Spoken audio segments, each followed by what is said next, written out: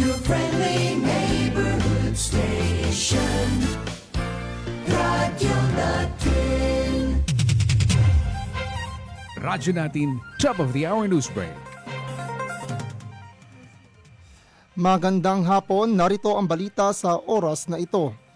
Tiniyak ng PCG ang ligtas na pagdating sa Cunanan Warport Area, Manila noong February 15 ng 3 mangingisdang naiulat na nawawala sa karagatan ng Occidental Mindoro.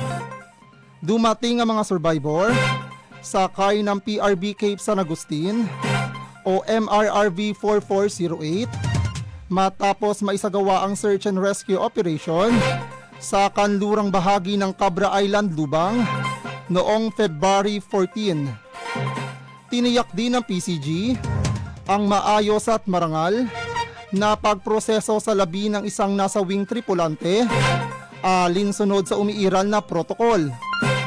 Ayon kay PCG, Commandant Admiral Ronnie Gil L. Gaban, na nanatiling matatag ang Coast Guard sa pagtupad sa mandato nitong pangalagaan at suportahan ng mga mangingisda.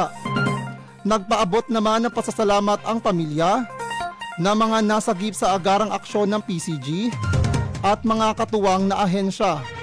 At yan ang balita mula sa Philippine Information Agency Occidental Mindoro.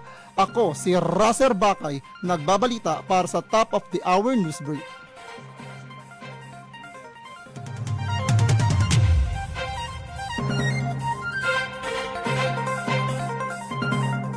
Radyo Natin Top of the Hour News Break.